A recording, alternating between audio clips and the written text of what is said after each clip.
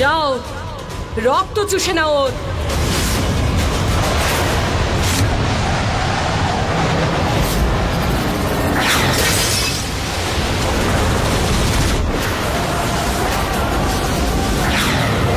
এত শক্তিশালী জাদু কে করতে পারে?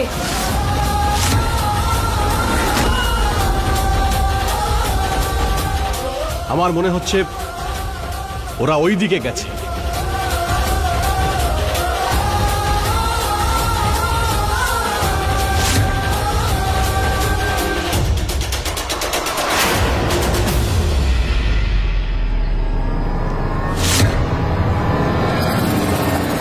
ক্ষমা করে দিন আমাদের মহারানী। রানী ইরাবতী ক্ষমা নয়, শাস্তি দেয়, শাস্তি।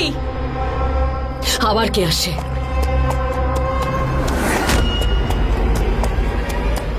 ধীর, কোথায় ছিলে তুমি? ওই মুনিয়া আবার পালিয়ে গেছে। ধীর,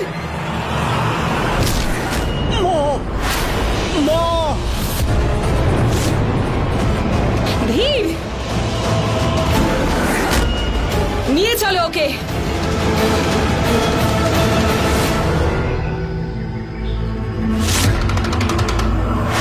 তুমি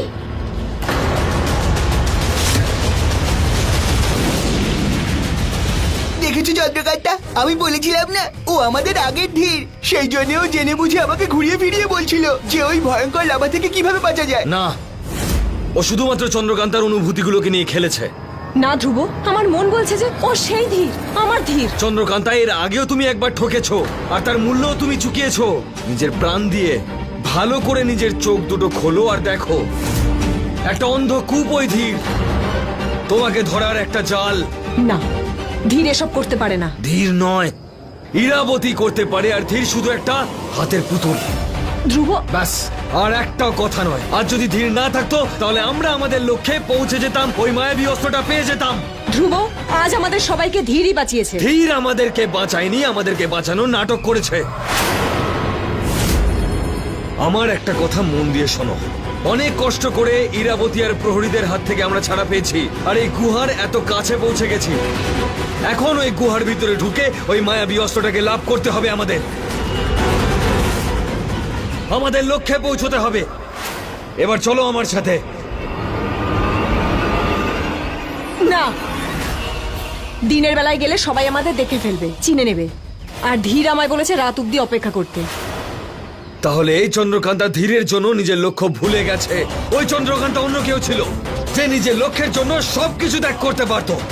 আর আজ যে চন্দ্রকান্তা আমার সামনে দাঁড়িয়ে আছে, সে এখন ধীরের ভালোবাসায় অন্ধ হয়ে গেছে।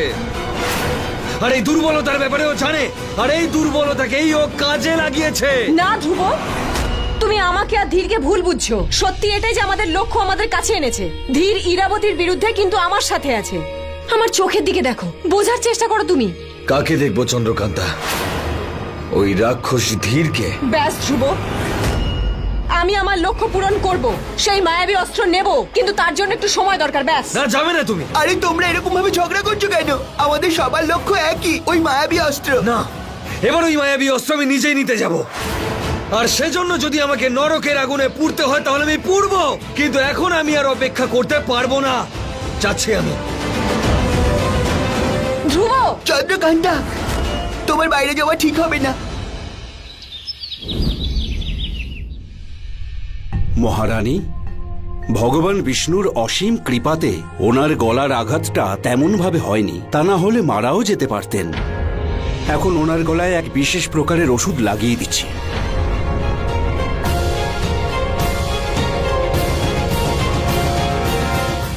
ইরাবতী, এই দেখ ইরাবতী, এই সেই চুলের কাঁটা যেটা ধীরের গলায় গেঁথেছিল, আর এই কাঁটাটা ওই মুনিয়ার। আপনি কি করে জানলেন? কারণ আমি এটা ওর কাছে দেখেছি। না ইরাবতী, শান্ত হ। কি করে শান্ত হব? আমি জানতাম যে ধীর মুনিয়াকে অবশ্যই ধরে নেবে, কিন্তু ওই মেয়েটা ধীরের চোখে ধুলো দিয়ে আবার পালিয়ে গেছে, আর ওর এই অবস্থা করেছে। রানীমা, আমি বলছি যে এই চন্দ্রকান্তা বা মুনিয়াকান্তা যেই হোক না কেন, ওর কথা বাদ দিন। এখন আমাদের ওই গুহাতে যাওয়া উচিত। ওই গয়না নে, তুই ফল খা। বৈদ্যমশাই, আপনার কাজটা বাইরে গিয়ে করুন, আমি একটু একান্তে থাকতে চাই। আজ্ঞে মহারানী। আমার এই মহল তাসের ঘরের মতন ভেঙে যাচ্ছে, আর এই মেয়েটা বৈদ্যমশাইয়ের সামনে, আমি ওকে ছাড়বো না, ছাড়বো না আমি। না ইরাবতী, এই মেয়েটা কিন্তু ঠিক কথাই বলেছে। তার মানে মানে হলো এটাই যে তোর মায়াবী অস্ত্র হাতছাড়া হতে চলেছে। চন্দ্রকান্তা আর ওই ধ্রুব গুহায় অবশ্যই যাবে তোর ওই মায়াবী অস্ত্র নেওয়ার জন্য। যা আর গিয়ে ওখানে পাহারার ব্যবস্থা কর, যাতে ওরা ওই মায়াবী অস্ত্র নিতে গেলে আমাদের জালে ফেঁসে যায়। ঠিক বলেছেন আপনি ভদ্রমা, একদম ঠিক। আমি আমার বালি মানবদের ওই গুহায় পাহারা দিতে পাঠাচ্ছি। চন্দ্রকান্তা মায়াবী অস্ত্র নিতে চলে যায়নি তো? না, আমায় ওকে বলতেই হবে ওখানে পাহারা আছে, কিন্তু ওকে কি করে বলি আমি?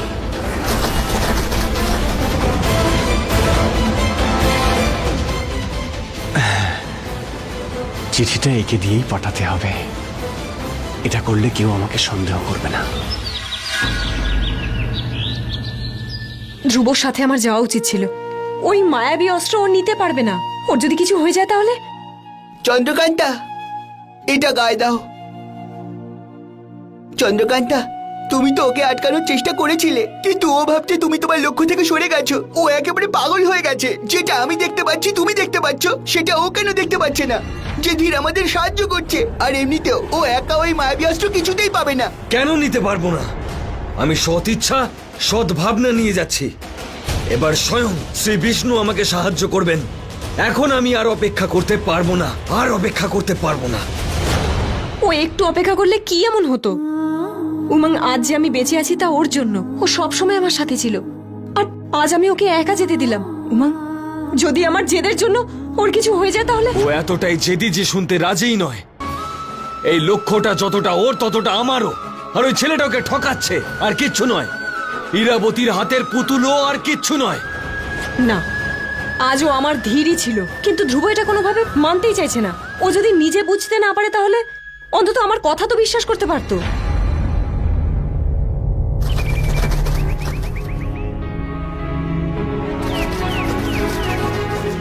চন্দ্রকান্তা, মনে হচ্ছে ও কোনো খবর নিয়ে এসেছে।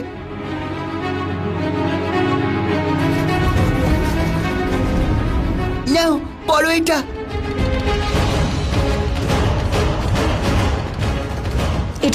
এটা তো আমার ধীরের হাতের লেখা, আর রক্ত দিয়ে লিখেছে। এর মানে হলো ধীর মনে হয় বিপদে পড়েছে। তাহলে ধীর কি খুব বড় আঘাত পেয়েছে? এতে কি লেখা আছে চন্দ্রকান্তা? যে গুহাতে মায়াবী অস্ত্র আছে সেটাকে ইরাবতী আর তার লোক চারদিক থেকে ঘিরে রেখেছে। ওরা লুকিয়ে অপেক্ষা করছে। তোমরা ওখানে যেও না, ধরা পড়ে যাবে। এর মানে হলো ধ্রুব বিপদে পড়েছে, কিন্তু ও সব জানেই না। উমং, আমায় ধ্রুবকে বাঁচাতেই হবে। চন্দ্রকান্তা,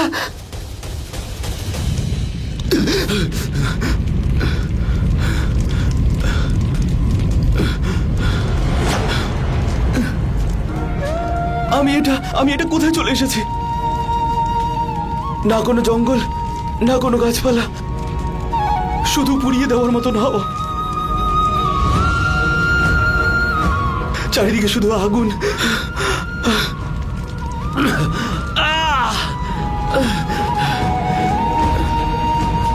মনে হচ্ছে ওদিকে কোনো নদী আছে।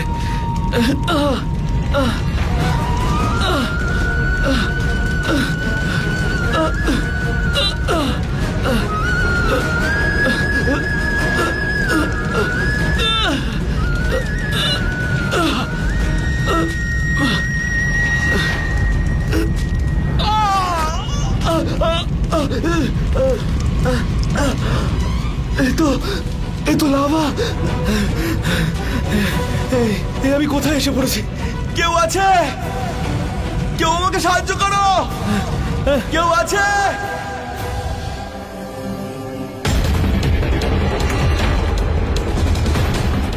এখন সামনেই গুহা। এবার আমার আর আমার লক্ষ্যের মাঝখানে কেউ আসতে পারবে না, কেউ আসতে পারবে না।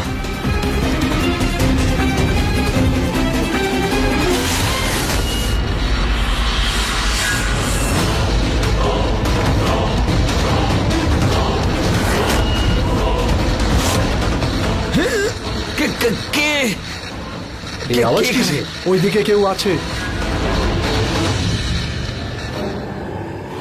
আমার লক্ষ্য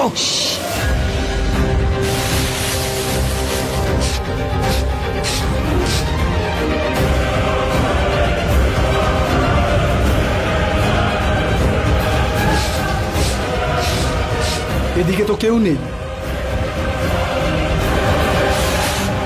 আমাদেরকে ধরার জন্য ইরাবতী ফাঁদ পেতেছে।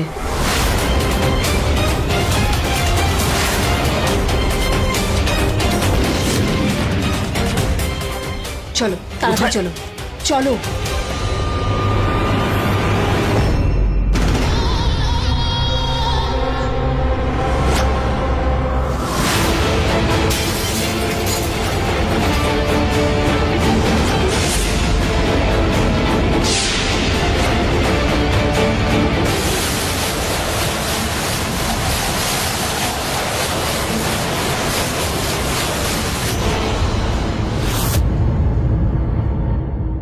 কি হয়েছে ইরাবতী? কি রে, তুই এত ঘামছিস কেন? কি হয়েছে? কিছু তো একটা আছে ভদ্রমা। এমন একটা কিছু হচ্ছে যেটা আমি বুঝতে পারছি না। সব ওলট পালট হয়ে যাচ্ছে, যেন যেন সেটাই তো আমি বুঝতে পারছি না। কিছু তো আছে যেটা আমি দেখেও দেখতে পাচ্ছি না, কিংবা আমি দেখতে চাইছি না। কি ইরাবতী? মায়াবী অস্ত্র? না ভদ্রমা, অস্ত্রটা আমি দেখে এসেছি, ওটা একদম সুরক্ষিত আছে। কিন্তু আরো কিছু আছে যেটা আমি দেখেও দেখতে পাচ্ছি না। আমি কিচ্ছু বুঝতে পারছি না। ওই মুখোশধারীর ব্যাপারে কিছু জানতে পারলেন, যে চন্দ্রকান্তাকে সাহায্য করেছিল? আমি আমার মায়াশক্তির সাহায্যে অনেক চেষ্টা করেছি। কি হয়েছে? ওদের দেখতে পেয়েছো? ওরা এসেছিল ওখানে? না মহারানী, এখনো পর্যন্ত গুহাতে কেউ আসেনি। না, এটা হতে পারে না। ওই চন্দ্রকান্তা গুহায় অবশ্যই এসেছে। না, ওখানে কেউ আসেনি। না চন্দ্রকান্তা, না রাজকুমার ধ্রুব, আর না ওদের তৃতীয় বন্ধু। হ্যাঁ মহারানী, ওদের সঙ্গে একজন মোটা করে বন্ধুও ছিল। এই তৃতীয় জন আবার কে? আমি বলেছিলাম না ভদ্রমা, এমন কিছু একটা আছে যা আমি বুঝতে পারছি না। এটাই সেই সূত্র। ঠিক আছে, তোমরা যাও, তোমরা এই গুহার বাইরেই পাহারা দিও, আর আমার পরবর্তী আদেশের জন্য অপেক্ষা করো। যাও। আজ্ঞে মহারানী।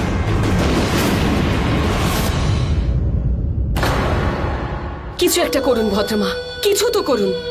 আপনি সাধনা করুন, বা আপনার ওই কড়ি গুনুন, নক্ষত্রের অবস্থান দেখুন, মন্ত্র পড়ুন, কিছু একটা করুন, কিন্তু এই সূত্রের সমাধান করুন।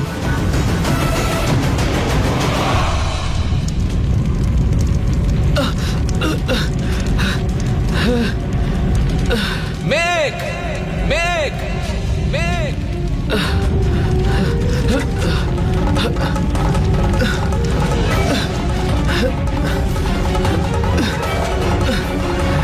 আওয়াজ তো এদিক থেকেই আসছিল।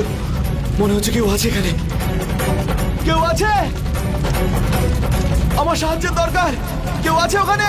আমাকে সাহায্য করো। কেউ আছে?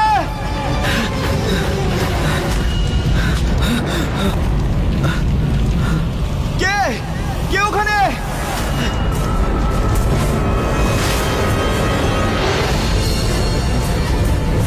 তুমি কি করছো?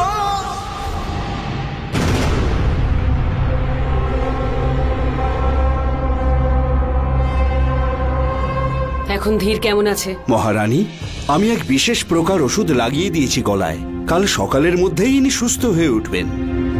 উনি যাতে খুব তাড়াতাড়ি সুস্থ হয়ে ওঠেন, আমি তারই ব্যবস্থা করছি। ওকে সুস্থ হতেই হবে, ওকে ভালো হয়ে উঠতেই হবে, কারণ ওকে সবার সঙ্গে লড়াই করতে হবে, যারা আমার ওই মায়াবী অস্ত্রের উপর নজর দিয়েছে। বৈদ্যমশাই, ওর জ্ঞান ফিরলেই আমাকে খবর পাঠাবেন। আমি আমার ঘরেই আছি। আজ্ঞে মহারানী। কাল সকাল অবধি আমার হাতে সময় আছে, তার মধ্যে আমাকে অনেক কিছু করতে হবে।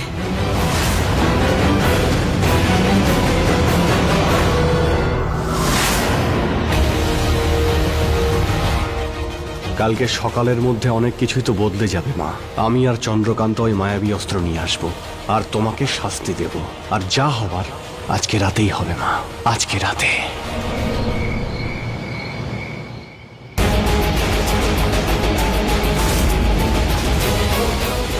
আর কতক্ষণ অপেক্ষা করতে হবে? রাত হয়ে গেছে, ও এলো বলে।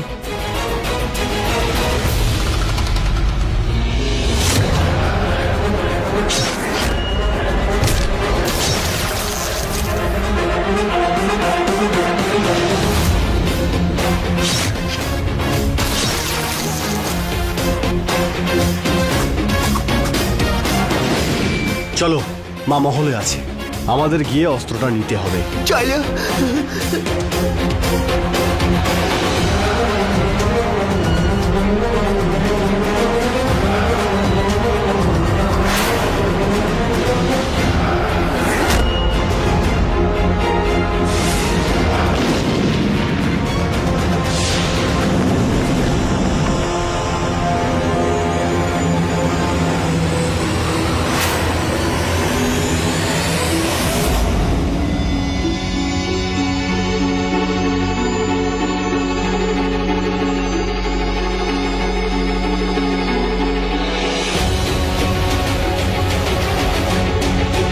তুমি বিষ্ণুদেবের বরদান পেয়েছো, তুমি ওই বরদানকে আহ্বান করো, দরজা খুলে যাবে।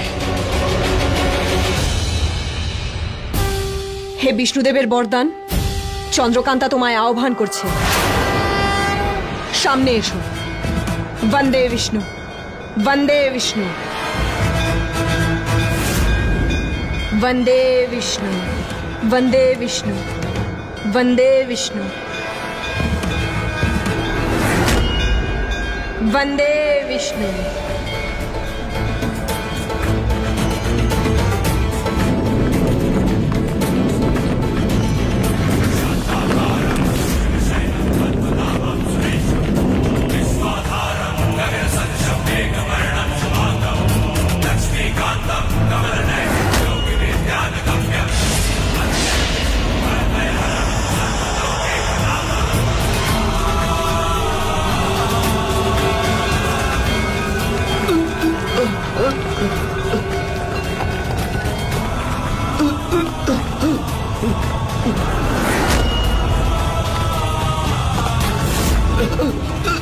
হঠাৎ করে এইরকম হচ্ছে কেন?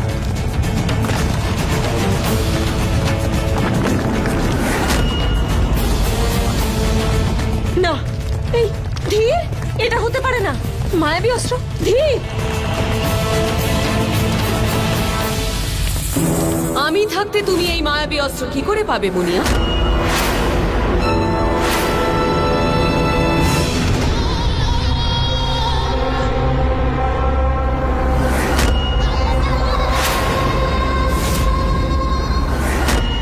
চন্দ্রকান্তা, মুনিয়া সেজে আমাকে ঠকাচ্ছিলে, রানী ইরাবতীকে ঠকাচ্ছিলে তুমি। আমি তোমাকে শেষ।